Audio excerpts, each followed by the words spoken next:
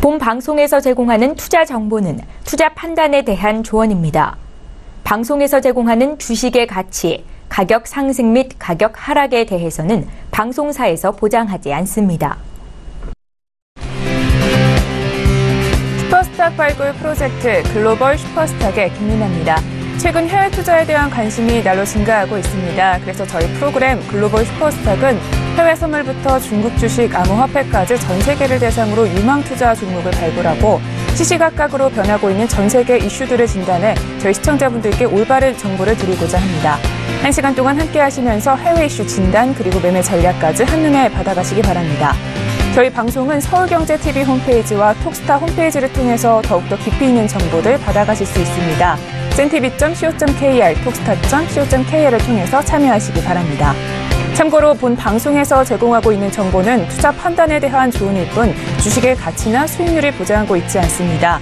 저희 서울경제TV는 자본시장법을 준수하여 1:1 투자 상담, 유사수신 행위, 무인과 영업행위, 불법 대여계좌 홍보 및 가입 권유 등 모든 불법 사항들 엄중하게 금지하고 있습니다.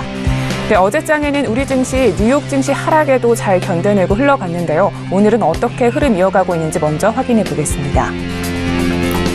네, 코스피 지수입니다. 0.06% 소폭 하락하면서 2,441선으로 흘러가고 있습니다.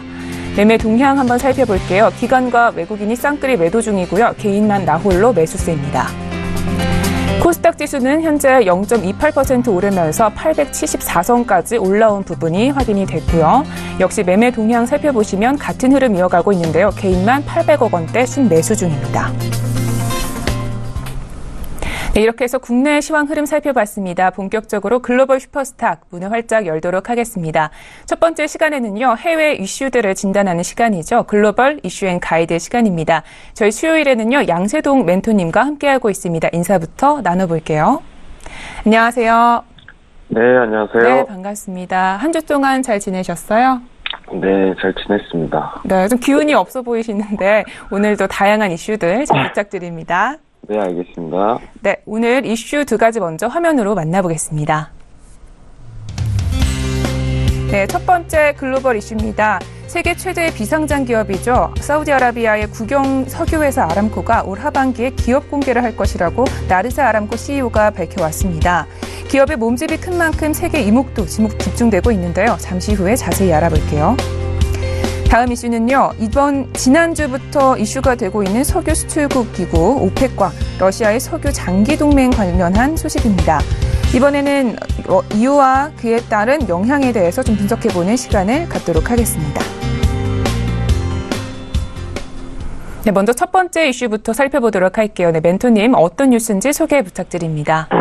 네, 일단은 간단하게 소개해드리자면은 세계 최대 석유 회사죠. 아람코가 이제 상장을 하기 전에 기업 공개를 하는데 그게 올해 하반기에 진행할 가능성이 굉장히 높다는 기사입니다. 뭐 아시는 분들도 있으시겠지만 사실 우리 시청자분들이 조금 궁금해하실 것 같아요. 이 IPO가 뭔지 좀 개념 설명부터 도와주세요. 네, IPO라는 거는 이제 쉽게 얘기하면은 이제 기업의 상장을 앞둔 회사가 불특정 다수에게 법적인 절차에 따라서 재무 내용을 공시하는 것을 뜻합니다.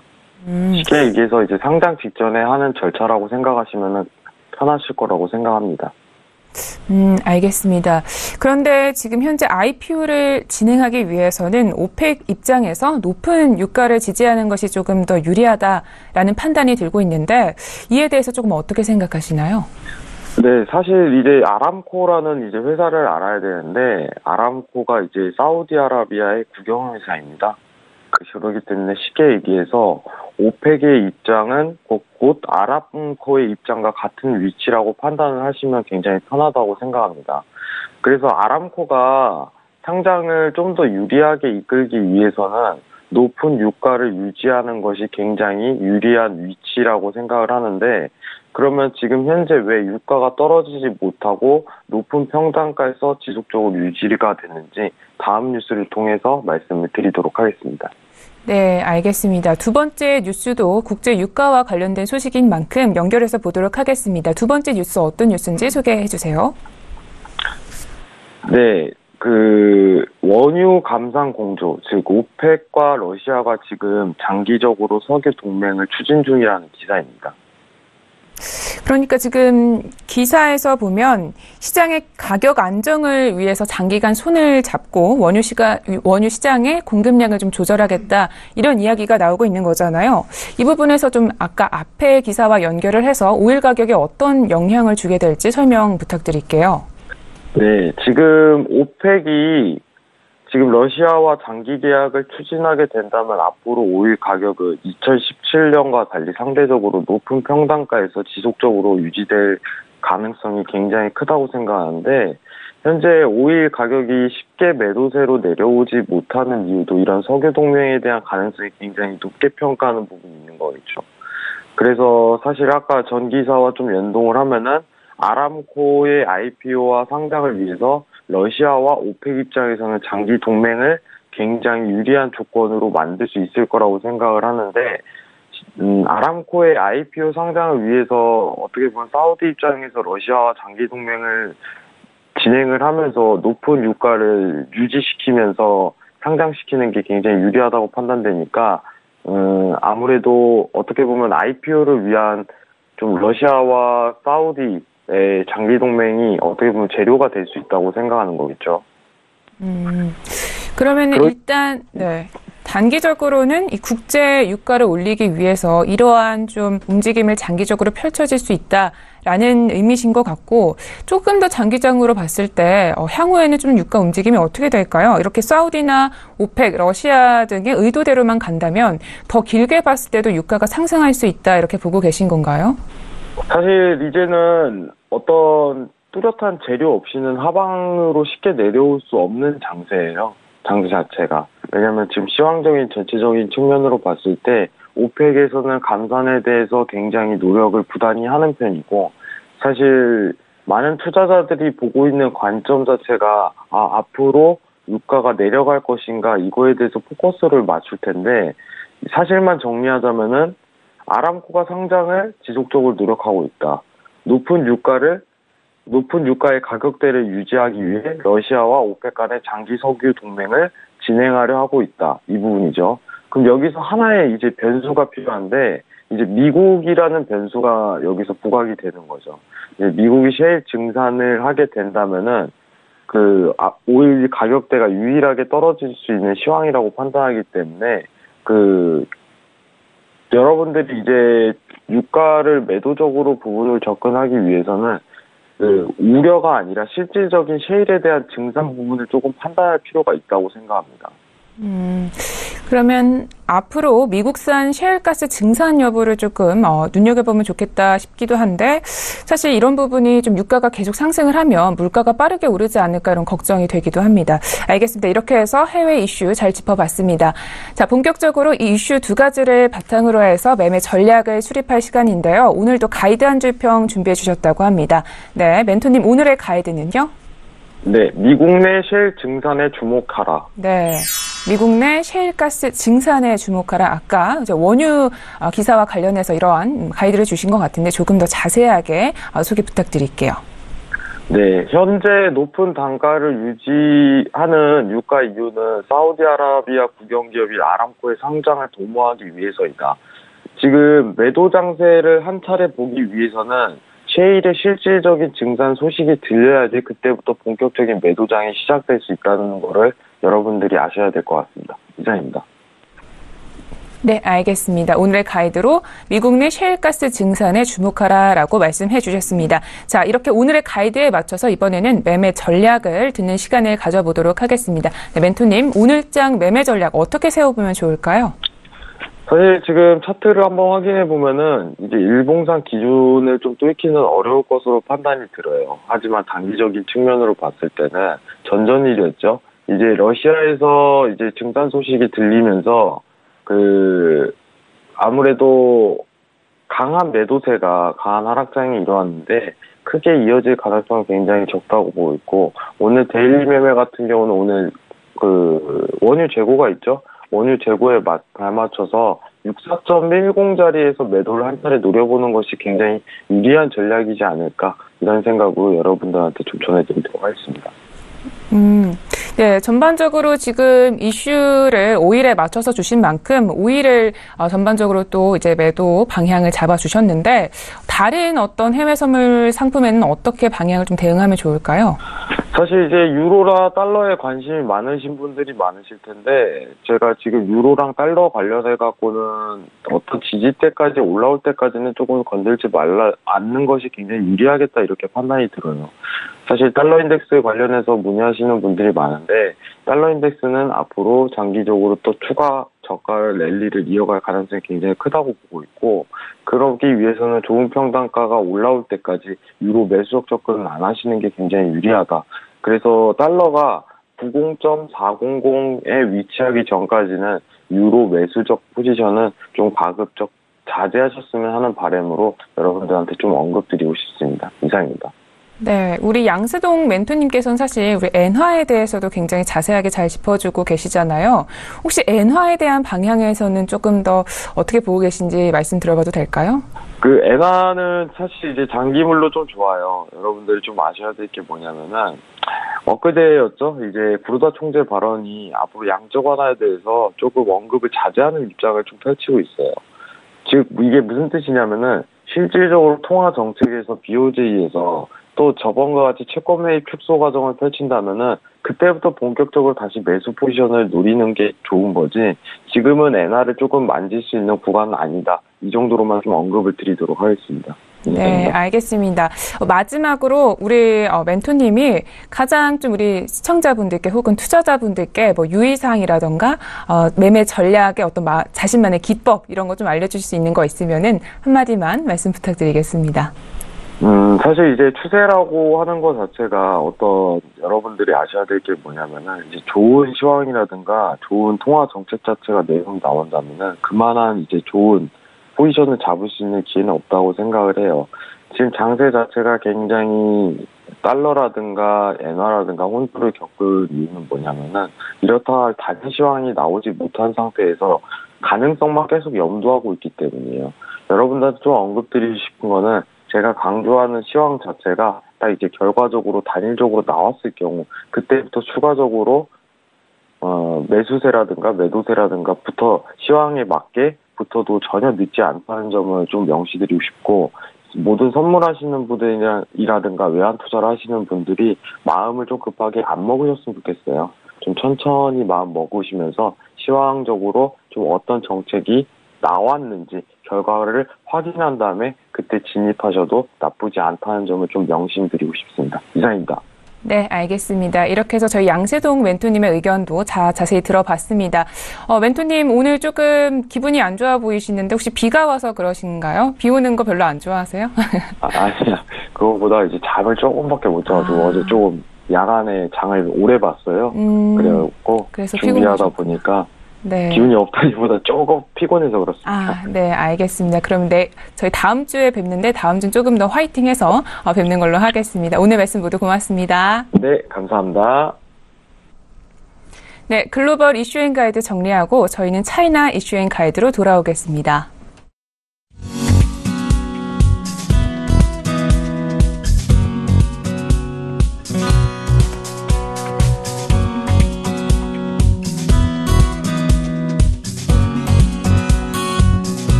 슈퍼스탁을 찾아가는 여정에서 여러분의 가이드가 되어드리는 글로벌 슈퍼스탁, 이번에는 차이나 이슈앤 가이드 시간으로 돌아왔습니다. 네, 재미있는 중국 시황 이야기와 유망 기업에 대해서 또 소개를 들으실 수 있습니다.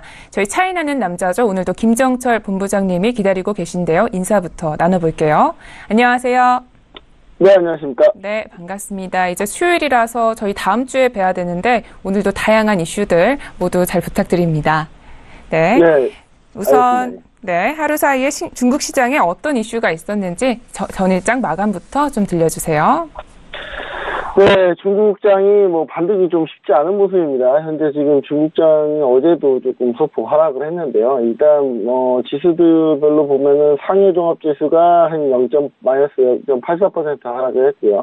홍콩 증시, 다만 홍콩 증시가 이제 소폭 상승을 했는데, 0.29% 상승을 했습니다. 이제 추장이었다가 틀리는 부분 때문에 조금 반등 나온 부분이 좀 있고요.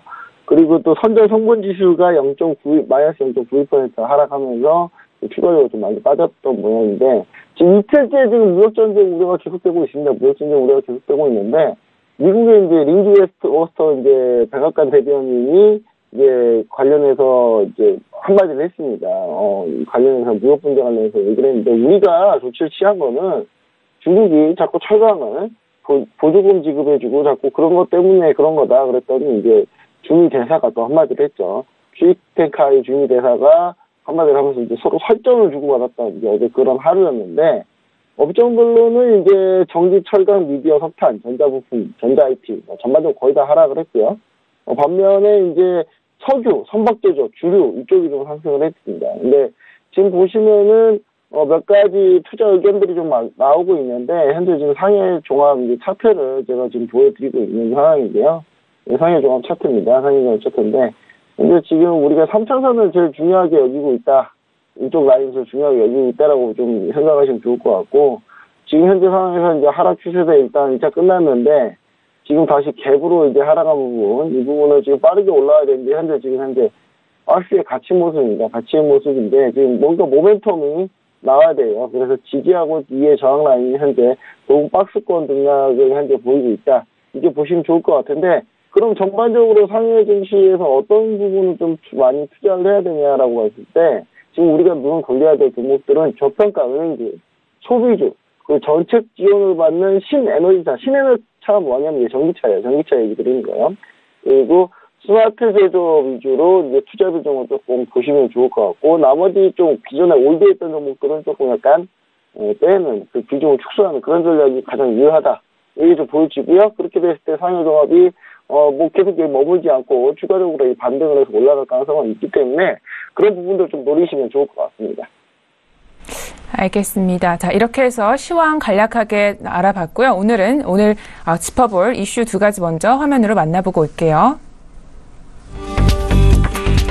네, 차이나 이슈 첫 번째입니다. 중국 정부가 반도체 제조사들의 최대 5년간 면세 혜택을 주는 방침을 내놨습니다. 최근 미국과의 무역 관계가 악화되면서 자국의 반도체 산업 육성에 박차를 가하고 있는 모습인데요. 잠시 후에 자세히 살펴볼게요. 다음 이슈는요. 위안화 환율이 2년 8개월 내 최저치를 기록하면서 위안화의 가치가 가파르게 오르고 있습니다. 일각에서는 중국판 플라자 합의가 나오는 것이 아니냐는 추측도 나오고 있는데요. 잠시 후에 관련 소식 알아볼게요. 네, 먼저 첫 번째 차이나 이슈부터 짚어보도록 하겠습니다. 지금 현재 중국이 반도체 시장 육성에 발벗고 나섰다는 뉴스인데 어떤 소식인가요?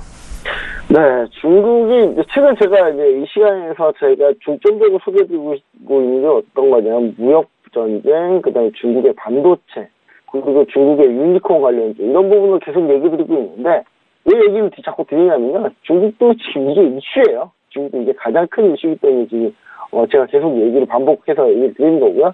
기사들은 계속 쏟아져 나오고 있습니다. 관련해서. 그래서 지금 중국 같은 경우는 반도체 제조사들에 대해서 최대 5년간 면세 혜택을 제공해 주겠다. 이렇게 좀 첨언한 상태인데, 65나노미터보다 얇은 공정 같은 경우는 반도체 생산 또는 총 투자금의 150억 위안을 좀 초과시에 65나노미터를 보다 더 얇은 거를 더 진행하든지 아니면 투자를 한 150억 위안 이상 하든지 하면은 5년간 소득세를 면제해주겠다. 소득세라는 게 뭐냐? 법인세 얘기합니다. 법인세 얘기하는 거고요. 그 다음 6년에서 그 뒤 10년까지는, 원래 소득, 법인세 절반이 12.5%의 소득세율을 부과하겠다. 뭐 이런 내용, 주요 골자라고 보시면 될 것 같습니다. 네, 알겠습니다. 그런데 최근에 계속해서 얘기했지만 이 중국의 반도체 굴기가 계속되고 있네요. 이러한 면세 혜택은 결국 그 산업을 좀 더 육성시키겠다라는 이야기인데 이런 부분이 사실상 우리 무역 분쟁에 조금 우려를 심어주는 게 아닌가 싶은데요. 어떻게 보세요? 네, 맞습니다. 사실 이것 때문에 사실 무역 분쟁이 발생하는 건데 지금 실제로 이런 상황 때문에 많이 이제 이런 게 예를 들어 철강만 예를 들어 보면 철강 역시 이런 보조금, 면세 혜택 이런 것들 때문에 이제 미국이 이렇게 시비를 거는 거였거든요.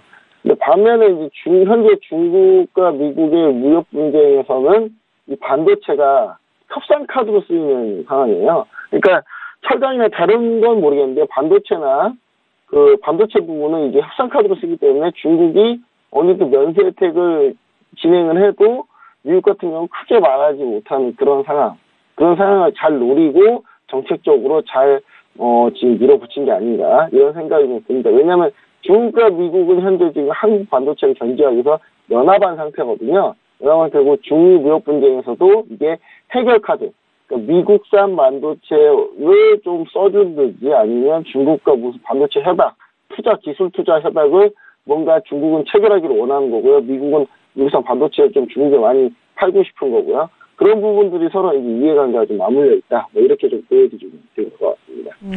그리고 이제 이런 적극적인 면세 정책을 통해서 산업을 계속 육성하는 정책은 중국이 아마 계속 할 거예요. 그러니까 중국이 어느 정도 글로벌 경쟁력에 올라섰다라고 하는 산업 같은 경우는 이제 전면 자유 개방을 얘기하고 있고 반면에 이제 이렇게 좀 보호가 필요한 것들은 이렇게 적정 육성 정책을 많이 피는 그런 상황으로 현재 모색되고 있다. 이렇게 보시면 좋을 것 같습니다. 알겠습니다. 자, 중국의 그런데 이 반도체 산업 규모에 대해서 조금 궁금해집니다. 이 규모가 어느 정도 되는지 먼저 말씀 부탁드리고요. 그리고 곧 이런 곳들이 사실상 우리 시장에서는 특히 반도체 선두권 업체들 우리 한국이 되지 않을까 싶은데요. 위협이 될 거라고 생각이 드는데 그 시기는 좀 언제쯤으로 보면 될까요? 현재 지금 당장 중국이 이렇게 적동을 한다 그래서 당장 위협은 되지는 않을 겁니다만은 일단 중국의 현재 이제 반도체 규모 자체를 좀 얘기 좀 드리고 싶습니다. 그래서 중국 같은 경우는 한 170여 개 팹이 있고요. 팹이라는 게 반도체 공장, 반도체를 찍어내는 그런 공장을 얘기하는 팹이고요. 전 세계 점유율은 한 14% 정도 됩니다. 반도체 보면은 파운드리가 있고 팹이 있고 팹리스 이런 게 있는데요. 팹리스 같은 경우는 이제 공장 없이 이렇게 설계만 하는 그런 회사고 주로 파운드리 같은 경우가 많이 있는 편인데 중국에 파운드리 같은 경우도 이제 전 세계 최고인 TSMC가 이제 공장 같은 경우는 중국에 많이 있는 그런 상황이기 때문에 중국 같은 경우는 상당히 반도체 쪽에서는 어느 정도 계속 규모를 유지하고 있었다라고 보시면 좋을 것 같고 최근 점유율 늘어난 부분도 꽤 상당히 좀 급속도로 발전한 부분이 좀 있습니다. 반면에 이제 중국 반도체 시장 규모, 중국이 내수 쪽에서 쓰는 이 반도체 시장 규모는 104조 원으로 전년 대비 한 20% 정도 증가했습니다. 이게 증가폭이 점점 늘어난 거라고 보여지고요. 지금 보시면 전기차, 그 다음에 최근에 최근에 암호화폐 쪽에 하드웨어 지갑이나 이런 거에 다 반도체가 들어가거든요. 그러니까 LED 다 반도체예요, LED도. LED는 반도체가 빛을 내서 나오는 그런 화면을 LED라고 하거든요. 그러니까 전부 다 이제 반도체 수요량이 더 늘어날 가능성이 있다라는 거죠. 그래서 10년 동안 이제 중국이 이런 부분을 우려해서 한 7조 원을 투자를 했는데 지금 이 투자한 결과가 어느 정도 좀 나오기 위해서 몇몇 기업들이 좀 이제 두각을 나타내고 있어요. 싱화 유니그룹이나 BOE나 이런 그룹들이 두각을 나타내고 있는데 물론 이제 이런 부분들에서 중국이 어떤 모습을 또 취하고 있냐면 자국 산업을 보호하는데 장사에 뭔가 방해가 되는 글로벌 강력한 경쟁자가 나타날 경우 중국 특유의 모음이라고 합니다. 모음. 그냥 가만히 있는 거죠. 그냥 누가 이렇게 예를 들어서 중국 공무원이 이렇게 일을 처리할 때 이렇게 되게 오래 걸린다든지 이런 현상도 지금 모음 현상이라고 하는데 이제 중국 같은 경우가 글로벌 반도체 대형 M&A에 계속 모음으로 계속 일관하고 있다. 네, 이렇게 좀 알려주시면 좋을 것 같고요. 다만 지금 이렇게 엄청 투자를 한다고 해서 결과적으로 엄청난 결과가 빠르게 나올 거라는 생각을 하고 있지 않은데 2020년 정도 되면 기술력 격차가 조금 줄어들면서 양산 수율이 나오기 시작할 거다. 라는 의견이 이제 전문가들 의견이죠. 다만 제가 생각하는 부분은 어떤 부분이냐면 너무 적극적으로 이 부분에 무리하게 투자를 감행할 경우 반도체 같은 경우는 엄청나게 경기 민감한 산업이거든요. 정말 시니스티컬한 산업인데 이 산업 자체가 경기가 이렇게 다운되면 정말 급격한 적자가 벌어지는 그런 산업입니다. 그래서 이런 산업이 쭉 2020년 이후에 좀 경기 사이클하고 좀 맞물려가지고 좀 문제가 생기지 않을까 이런 부분이 좀 걱정되는 그런 상황인 거죠. 네, 알겠습니다. 이렇게 해서 중국의 반도체 규모에 대해서도 잘 알아봤습니다. 자, 계속해서 다음 이슈도 넘어가 보도록 하겠습니다. 어떤 뉴스인지 먼저 뉴스 설명 부탁드립니다.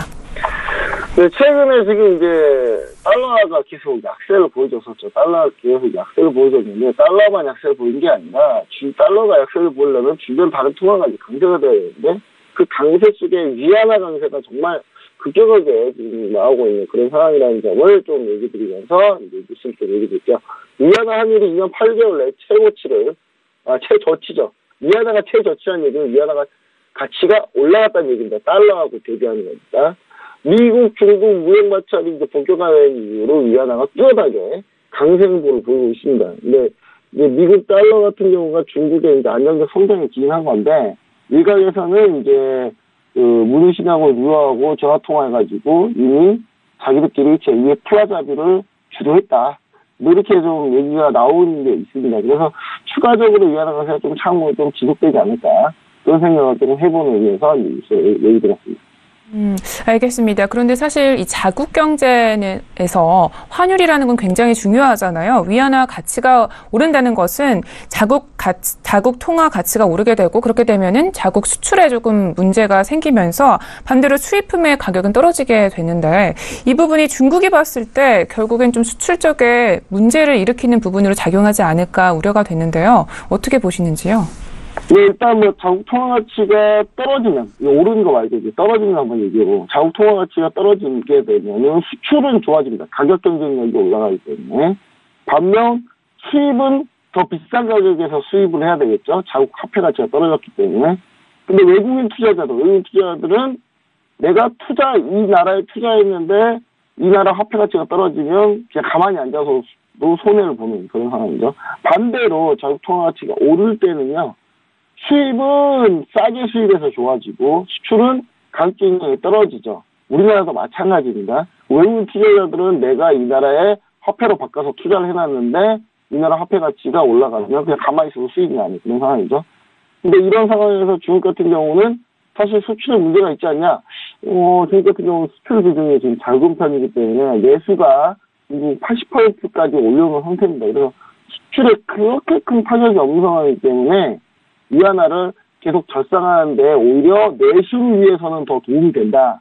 최근에 우리나라 한국 경제가 상당히 안 좋아진 게 계속 환율을 방어했기 때문이거든요. 환율을 원화 강세를 계속 방어하고 원화 약세를 계속 유도하면서 이 부분 때문에 이제 내수가 거의 망가지기가 쉽지 하지 않았습니까? 근데 반대로 이렇게 이제 자국 통화 가치를 올려놓으면 내수 경제가 좀 활발해지거든요.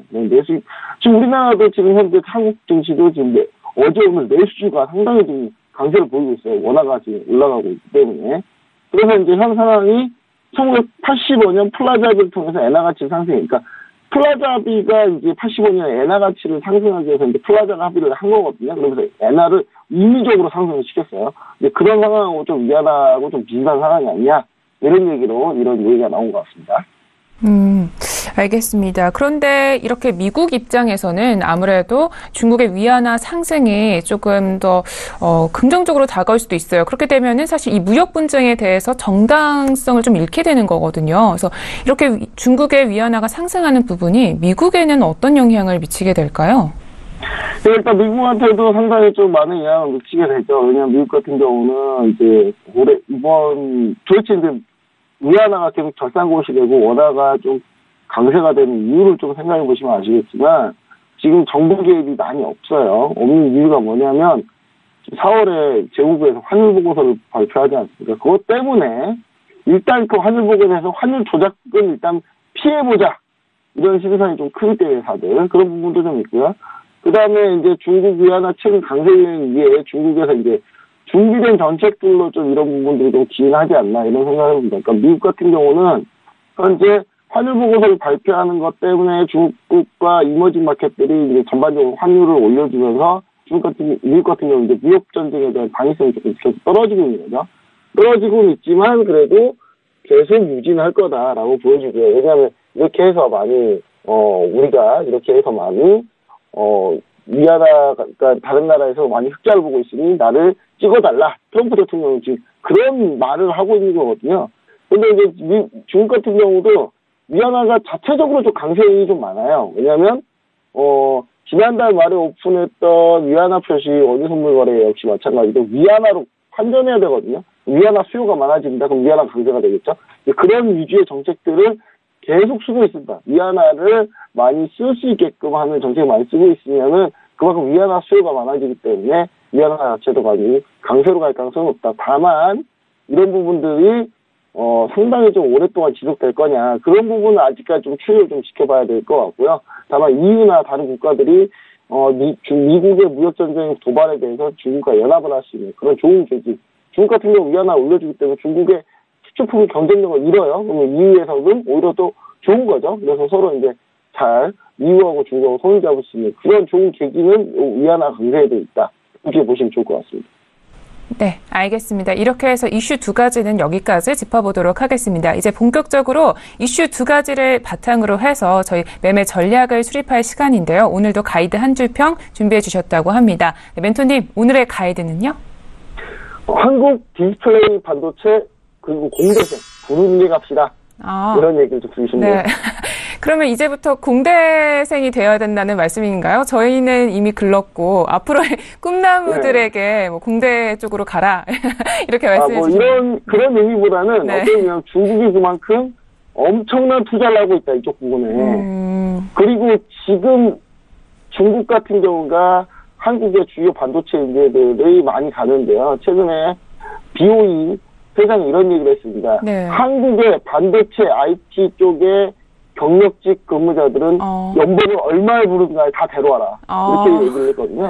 네. 그 정도로 지금 많이 얘기한 상태, 그 상태에서 위안화까지도 강세가 되기 때문에 2중 3중으로 좋겠죠. 월급 위안화로 받을 거 아닙니까? 네. 그래서 제가 봤을 때는 우리나라 중국이 이렇게 많이 적극적으로 많이 투자를 하고 있다. 이런 부분을 좀 얘기 드리고요. 그만큼 인력에 대한 투자를 많이 하고 있기 때문에 그런 부분이 결실을 좀 맺으려면은 어느 정도 시간은 걸리겠지만 상당히 지금 기초적으로 참 타타하게 좀 올라가고 있다. 이렇게 좀 보시면 좋을 것 같아서 얘기를 드렸습니다. 네, 알겠습니다. 재미있는 가이드까지 잘 들어봤습니다. 이제 본격적으로 오늘 또 유망 기업에 대해서 소개를 해 주실 건데요. 오늘은 어떤 기업을 소개해 주실 건가요? 네, 그래서 그러면 이제 중국의 반도체 기업을 얘기하느냐 그건 아니고요. 중국 반도체 기업들을 요즘에 좀 상황을 좀 지켜봐야 돼서 제가 좀 얘기 드리지 않고 제가 얘기 드리고 싶은 기업은 아까 시황을 얘기했을 때 얘기 드렸던 이제 은행주, 저평가 은행주를 공략해야 된다 얘기를 드렸잖아요. 그 부분에 대해서 이제 초상은행을 준비했습니다. 초상은행 600 코드 번호가 600036, 600036 상해 거래소에 상장되어 있고요. 상해 거래소에 상장되어 있습니다. 이 초상은행은 우리나라하고도 조금 많이 친숙한 그런 은행입니다. 왜냐하면 그렇게 좋은 걸로 친숙하지는 않고요. 나쁜 걸로 좀 친숙한 은행인데 일단 소매금융 쪽에 특화되어 있습니다. 이 초상은행 같은 기업금융 쪽 비중은 상당히 낮은데 반면에 소매금융은 상당히 활발하다. 이거 보시면 좋을 것 같습니다. 우리나라로 따지면은 KB 금융지주, 국민은행 정도 보시면 좋을 것 같아요. 우리가 국민은행이 좀 소매가 좀 강한 그런 형태인데 그리고 최근에 실적의 성장세가 상당히 견조합니다. 높은 수익성, 반면에 또 수익성 또한 상당히 높고요. 그래서 이제 그 부분뿐만 아니라 최근에 글로벌적으로 금융적인 위기 올 때 상당히 대처를 잘하는 모습을 좀 보여줘서 상당히 뛰어난 리스크 관리 역량을 좀 가지고 있다. 이렇게 좀 볼 수 있습니다. 그리고 이 소매금융 특화기 때문에 알리페이나 이런 거 있지 않습니까? 중국 같은 경우 오히려 우리나라보다 핀테크가 더 발달해 있는 나라인데 이 알리페이나 이런 것들은 스마트 금융과 연계돼서 상당히 활용도가 높은 은행입니다. 공사은행에서는 안 돼도 초상은행에서 된다. 이런 얘기들이 있어요. 그러니까 그런 페이들 자체가 상당히 잘 소매 쪽으로 잘 퍼져 있다. 이렇게 보시면 좋을 것 같고 2017년 예대 마진이 타사에 비한 30% 정도 높고요. 전체 자산 대비 여신 비중도 55%, 시중은행 평균이 45인데 55%면 상당히 좋은 수준입니다. 그래서 여신 비중도 높고. 근데 이제 이 초상은행이 뭐가 문제였냐면 북한의 무기자금 공급해주는 주요 은행 중에 하나다. 그래서 미국이 적극적으로 공격을 했다는 은행이었거든요. 근데 이 은행 자체가 최근에 남북 화해 무드가 되면서 이 부분도 해소가 되면서 상당히 좀 이 부분도 괜찮아지지 않았나 이런 생각을 좀 해봅니다. 지금 차트를 보시면은 제가 차트를 한번 보면서 얘기해 드릴게요. 차트를 보시면은 현재 지금 주요 지지 라인이 하나 지나가고 있는데 아직 좀 남아 있고요. 이 라인을 좀 기준으로 보고 있고 그 다음에 단기 매물대가 여기 있습니다만은 조금만 돌파하면 돌파할 수 있는 상황이기 때문에 지금 상황에 대해서 지지받고 올라가서 돌파한다는 모습을 보고 있는 거거든요. 그리고 현재 지금 보시면 정고점 라인 부분에 저항라인이 있지만 추세대로는 추세 상승, 이 추세 상승 채널대가 보이죠? 채널대에서 완만하게 상승 채널 유지하고 있다가 지금 살짝 이탈한 건데 이탈했음에도 불구하고 주요 지지 라인 지지받을 수 있다라고 좀 보여주고 있어요. 그래서 매수가는 27.810 정도, 지금 현재 28.810인데 한 1 위안 정도 좀 하락하면 그 정도의 매수 라인을 좀 잡아놓으시고 손절가는 여기 라인을 아까 얘기 드렸던 이 라인을 이탈을 하게 되면 24.500 라인, 요 라인 정도 되겠죠. 요 라인 정도. 지지 라인을 깨고 완벽 이탈했을 때 손절을 잡으시면 좋을 것 같고 1차 목표가는 바로 직전 고점 33위안 정도 되겠고요. 그 다음에 2차 목표가는 최고점 정도죠. 최고점 정도의 35위안 정도에 잡는 게 가장 좋을 것 같습니다. 네, 알겠습니다. 소매금융에 특화되어 있는 초상은행에 대해서 설명을 해주셨고요. 지금 현재 차트상으로도 봤을 때 좀 좋은 매수 기회가 왔다라고 볼 수 있을 것 같습니다. 네, 본부장님 오늘도 모든 말씀 고맙습니다.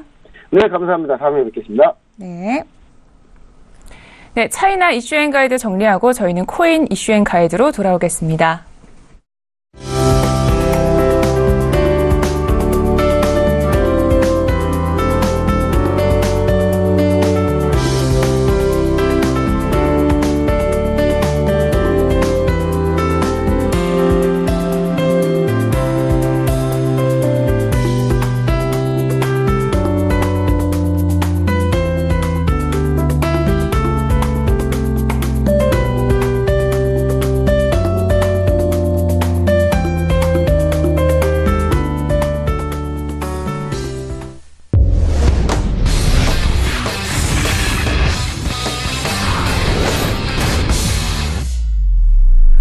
네, 많이 기다리셨습니다. 암호화폐와 관련된 엄선된 정보들만 드리고 있는 저희 글로벌 슈퍼스탁의 자랑 시간이죠. 코인 이슈앤 가이드 시간으로 돌아왔습니다. 네, 오늘도 우리 선주 멘토님이 수고해 주실 텐데요. 인사부터 나눠볼게요. 안녕하세요.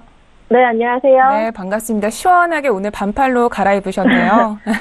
네, 날씨가 너무 좋아서 네. 이제 반팔을 꺼내는데 반팔을 꺼내니까 이제 새로운 마음가짐이 또 들더라고요. 그래서 네, 더 기분 좋게 또 시작을 할 것 같습니다. 네, 알겠습니다. 오늘도 모든 말씀 잘 부탁드리고요. 자, 먼저 시세부터 짚어보고 가도록 할게요. 멘토님 도와주세요. 네, 자, 업비트 9시 시세 기준으로 이제 말씀을 드리겠습니다. 일단 비트코인이 800만 원을 드디어 넘어섰습니다. 그리고 전반적으로 좀 상승장을 그래도 보이고 있는데요. 에이다 뉴 이코노미 무브먼트 각각 또 상승을 꽤 한 모습을 보이고 있고요. 뭐 퀀텀과 리플 네오도 뭐 하락을 했다가 상승을 했다가 계속 좀 변하고 있는데 그래도 크게 떨어지는 모습들은 안 보이고 전반적으로는 양호하다라고 말씀을 드릴 수 있겠습니다. 이제 거래량 순위가 좀 많이 바뀌었는데요. 자, 비트코인이 다시 1위 자리를 차지를 했습니다. 그리고 이제 9시 시세 기준이기 때문에 지금은 좀 바뀌었습니다. 2위가 스팀 달러가 차지를 했고요. 그다음에 3위가 바짝 그 뒤를 이어서 그로스톨 코인이 차지를 했습니다. 그리고 4위와 5위 에이다 리플이 각각 차지를 했습니다. 계속해서 거래량 순위가 바뀌고 있는데 뭐 그로스톨 코인이 좀 새롭게 강자로 떠올랐다. 뭐 이 정도 좀 참고를 하시면 좋을 것 같습니다. 네, 알겠습니다. 이렇게 해서 시세를 알아봤는데 스팀 달러 생소한 코인들이 조금씩 올라오고 있는 부분이 눈에 띈 것 같습니다. 자, 계속해서 오늘 짚어볼 두 가지 이슈 화면으로 만나볼게요. 네, 먼저 첫 번째 코인 이슈입니다. 지난 2월이었죠. 서울 노원구청에서 블록체인 기술을 기반으로 한 지역화폐를 최초로 선보였는데요. 노원에 이어서 김포시에서도 지역화폐 개발에 나섰다는 뉴스입니다. 잠시 후에 선주 멘토님과 얘기 나눠볼게요. 두 번째 이슈는요. 비트코인의 조상으로 불리고 있는 이캐시의 창시자 데이비드 차운 박사가 한국을 찾았습니다. 차운 박사는 이캐시를 만들게 된 계기와 앞으로의 행보에 대해서 밝히면서 많은 이들의 관심을 집중시켰습니다. 네, 지속적으로 이 이슈에 대해서 다뤄보도록 하겠습니다. 먼저 첫 번째 뉴스, 어떤 뉴스인지 소개부터 부탁드립니다.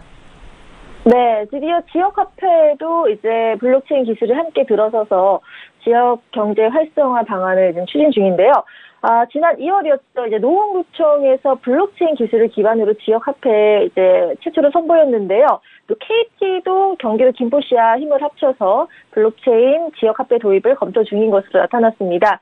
이 두 화폐 유통 방식은 다소 차이가 있습니다. 하지만 산업 전반에 이용되고 있는 이제 블록체인이 지역화폐에 도입되는 것에 주목을 할 필요가 있는데요. 일단 노원시 이제 노원구죠. 노원구 같은 경우는 2월 1일부터 이제 지역 자체 블록체인 플랫폼을 만들어서요. 노원이라고 NW를 상용을 했습니다. 그래서 블록체인 기반의 지역화폐를 도입한 게 이번이 처음이어서 더 주목을 받고 있는데요.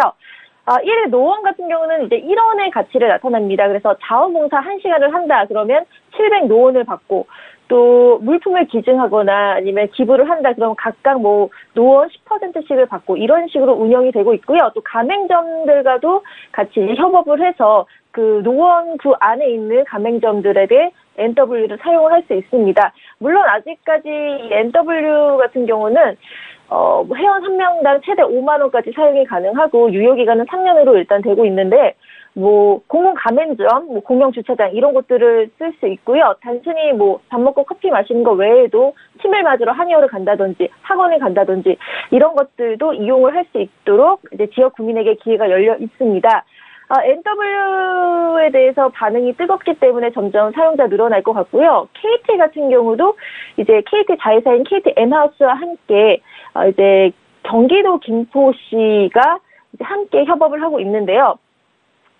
올해 이제 11월에 김포 도시철도가 이제 개통이 되면요, 이 김포시가 서울 생활권에 편입이 되기 때문에 아무래도 김포시 자체의 지역 경제가 좀 위축되지 않을까라는 우려가 있는데 그걸 좀 완화시키기 위해서 KT가 이제 함께 뜻을 맞이해서 같이 이용을 할 계획입니다. 만약에 이제 이렇게 지역 화폐가 된다면 지역 소비가 외부로 빠져나가는 걸 좀 막을 수 있고요. 또 블록체인 기반의 지역 화폐이기 때문에 종이돈이 아니기 때문에 뭐 돈을 발행한다든지 이런 것들을 따로 비용을 절감을 하고 또 자체적인 움직임이 더 좋기 때문에 예산도 아낄 수 있고 또 전반적으로는 더 활성화되지 않을까라는 기대가 됩니다. 그래서 KT 김포시 이르면 9월 늦어도 연내 상용화를 목표로 추진하고 있습니다. 알겠습니다. 이 노원구와 김포시에서 지금 두 지역 화폐를 발행을 했는데 이 부분이 좀 거래소에서 거래도 가능하게 추진 중인 건가요? 이 거래소에서는 이게 ICO 뭐 가상 암호화폐 공개 이게 아니고요. 그 지역 화폐 자체적으로 하는 거기 때문에 거래소 거래는 되지 않은 걸로 알고 있습니다. 이제 노원구 김포시 그 자체 운영을 하고 있어서 그 차이에 대해서 이제 좀 말씀을 드리는 게 좋을 것 같은데요. 네.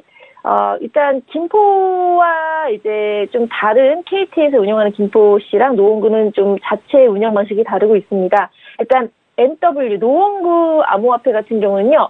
지역화폐 그 공동체 강화에 좀 더 초점이 되어 있어요. 그래서 NW 그 노원구의 지역화폐로 식사를 하고 교육 등 서비스를 받고 있고 또 만약에 1만 NW를 가지고 있다. 그러면은 이제 이거를 다 쓸 수는 없는 거고요. 가맹점마다 NW 사용 기준율이 다르기 때문에 어떤 데는 10%, 어떤 데는 20%, 어떤 데는 50%까지 이렇게 각각의 그 비율에 따라서 사용을 좀 할 수 있고 다만 한계가 있는 게 이제 현금화할 수 없다라는 거. 자신 또는 구매 서비스 이용자로 이제 NW를 쓸 수 있는데 소득 증대 이런 것보다는 이 공동체 내에서 잘 써보자. 좀 더 활성하게 소비랑 가맹점주랑 연결해서 활성화를 해보자. 이런 데 초점이 더 맞춰져 있습니다. KT가 검토 중인 또 김포 지역 화폐 같은 경우는 좀 약간 말 그대로 실물 화폐를 더 초점을 맞춰서 이제 추진하고 있는데요. 가맹점주가 노원구의 지역 화폐 같은 경우는 현금으로 받을 수는 없었습니다. 하지만 KT와 김포시가 같이 하는 거는 현금으로 받을 수 있다라는 거에 좀 주목을 할 필요가 있을 것 같고요. 소득 증대가 가능하기 때문에 지역 경제 활성화로 이어지는 측면이 좀 크고 여기도 가맹점 역시 지역 맛집뿐만 아니라 뭐 학원이라든지 미용, 뭐 정육, 세탁 등 골목 상권의 그 상점들과도 연결이 될 계획입니다. 뭐 아직 구체적인 결제 및 정상 방법은 정해지지 않았지만 차차 뭐 스마트폰의 앱을 다운받아서 이제 이용을 한다든지 이런 식으로 운영이 되기 때문에 뭐 자체 빠른 좀 방식으로 추진이 되지 않을까라고 생각이 듭니다. 네, 알겠습니다. 앞으로 서울시에서도 이게 상용화 될지가 가장 궁금한데요. 앞으로 상황을 좀 지켜보도록 하겠습니다. 이렇게 해서 코인 이슈 잘 짚어봤고요. 본격적으로 이제 매매 전략을 수립하기 위해서 가이드를 주실 시간입니다. 오늘은 어떤 가이드를 준비해 주셨나요? 네, 오늘의 가이드는 블록체인과 함께라면 자신 있어요 입니다. 블록체인과 함께라면 자신 있어요. 뭐가 자신 있다는 말씀이죠? 네, 다 자신 있는데요. 일단은 저희가 오늘 말씀드린 이슈와 연관을 시켜봐야 될 것 같아요. 이제 지역화폐 활성화, 아까 뭐 서울 코인도 좀 가능하지 않을까라고 MC님께서도 말씀하셨지만 뭐 이렇게도 논의가 되고 있습니다. 만약에 자체적으로 이제 서울 코인 발행한다면 종이돈을 발행하지 않기 때문에 따로 예산 없이도 지역 경제 활성화가 되지 않을까. 그리고 뭐 시흥시라든지 안양시 이런 곳에서도 지역 화폐들이 활발하게 움직이고 그 많은 가맹점들이 있거든요. 근데 종이 화폐이기 때문에 그 지역 안에 한정적으로 운영되기 때문에 한계가 있었는데 블록체인 기반은 그런 지역성의 한계를 넘어서서 뭐 스마트폰 앱을 이용한다든지 여러 가지 활용 강도가 많기 때문에 골목 상권까지도 함께 살릴 수 있다라고 해서 저는 블록체인 기술과 함께라면 지역 시장, 지역 활성화, 지역 경제 활성화 자신 있어요라고 가이드 한 줄평을 한번 만들어봤습니다. 네, 알겠습니다. 이렇게 해서 가이드까지 잘 들어봤습니다. 자, 계속해서 암호화폐에 투자하기 위해서는 피가 되고 살이 되는 우리 강의를 좀 잘 들어봐야겠죠. 오늘도 강의를 준비해 주셨다고 하는데 오늘의 주제는 뭔가요? 네. 자, 라이트코인에 대해서 저희가 전망에 말씀을 드렸는데요. 좀 이슈가 발생했습니다. 그때 마케팅 할 때 라이트코인에서 라이트페이가 좀 주목된다라고 했는데 이제 3월 27일 날 라이트페이 서비스를 중단하겠다는 그 이슈가 나왔습니다. 그래서 시가총액 5위를 자랑했던 라이트코인이 점점점 떨어져서 지금은 좀 많이 폭락한 모습을 보였는데요. 오늘 장은 좋기 때문에 조금 오르는 모습을 보이긴 했습니다만 라이트 코인의 좀 미래가 좀 그 라이트페이 서비스 중단 이슈로 많이 다운됐다라는 거 말씀을 드리고요. 또 그 찰리리 그 설립한 그 창시자가 그런 말도 트위터에 남겼습니다. 좀 라이트페이에 대해서 너무 과대 홍보를 해서 좀 많은 이슈를 받았는데 이렇게 그런 점에 있어서 좀 사과를 한다. 그래서 약간 잘못을 인정을 했는데 좀 투자를 하셨던 분들은 지금 사과하면 뭐하냐, 이런 또 안타까움을 좀 표현하시기도 하는데, 뭐 어쨌거나 그러지만 비트코인, 같은 이슈, 비트코인의 동생이라고 하죠. 발행량이라든지 속도 같은 면에서는 또 빠르기 때문에, 그 점에 초점을 맞춰서 좀 추진을 그래도 계속하지 않을까라는 생각이 듭니다. 차트를 좀 한번 분석을 해드릴게요. 1일봉 차트를 보면요. 지금 제가, 주황색 선으로 체크를 했습니다. 고점 같은 경우는 이제 434원 정도에서 저희가 체크를 해봤는데요. 이곳을 뚫기는 지금으로서는 쉽지는 않을 것 같습니다. 여러 이슈가 많기 때문에. 275원대가 이제 중간 저항대인데요. 많이 부딪히는 모습, 지지와 저항을 받고 있는 모습인데, 제가 봤을 때는 여기까지도 당분간 좀 힘들지 않을까. 그래서 이제 145원 선에서 이제 지금 전으로 왔다 갔다 하는 모습을 보이는데요. 오늘 145원을 조금 넘어서는 모습 보였기 때문에 살짝 반등의 움직임이 있지만 여기를 확실히 넘어서야만 이제 좀 138원의 중간 저항대, 275원의 중간 저항대까지는 가지 않을까라는 생각이 들고요. 제가 여기 표시한 곳이 3월 27일 라이트페이 서비스 중단 이슈가 발생한 곳입니다. 이 선에서 이게 하락하는 모습 보였는데요. 다시 살짝 회복하는 모습을 보이고 있습니다. 자, 30분 봉으로도 살펴보겠습니다. 이제 145원의 그 좀 아래 저항대에서 또 30분 봉으로 계속해서 좀 반복을 하면서 기술적 반등의 그런 이슈가 좀 나오고 있는데요. 제가 세 단계로 크게 나눠서 143원대 그리고 138원대, 129원대로 제가 체크를 해봤습니다. 144원대 좀 넘었는데요. 만약에 이 아래로 다시 내려간다면 한동안 좀 지지부진한 움직임이 보이지 않을까라고 생각을 하고요. 가장 많이 지지와 저항을 부딪히는 공은 역시나 138원대 중간 저항대인데요. 이곳을 넘느냐 안 넘느냐에 따라서 뭐 하락장과 또 상승장 이런 것들을 좀 왔다 갔다 할 것 같습니다. 계속해서 피드백은 나중에 더 계속 드리도록 하겠습니다. 네, 이렇게 해서 라이트코인 차트까지 잘 살펴봤습니다. 오늘도 손주 멘토님 모든 말씀 모두 고맙습니다. 네, 감사합니다. 네, 오늘도 글로벌 슈퍼스탁은 암호화폐와 중국 주식 그리고 해외 선물까지 유망 투자 종목을 발굴하기 위해서 열심히 달려왔습니다. 저희 방송은 여기서 마무리하지만요. 서울경제TV 홈페이지와 톡스타 홈페이지를 통해서 또 깊이 있는 정보들 받아가실 수 있습니다. cntv.co.kr, 톡스타.co.kr을 통해서 또 참여하시기 바랍니다. 참고로 본 방송에서 제공하는 정보는 투자 판단에 대한 조언일 뿐 주식의 가치나 수익률을 보장하고 있지 않습니다. 저희 서울경제TV는 자본시장법을 준수하여 1:1 투자상담, 유사수신행위, 무인과 영업행위, 불법 대여계좌 홍보 및 가입 권유 등 모든 불법사항들 엄중하게 금지하고 있습니다. 네, 슈퍼스탁 발굴 프로젝트 이제 여기서 마무리하도록 하겠습니다. 우리 시청자 여러분, 그리고 투자자 여러분 시청해주셔서 모두 고맙습니다.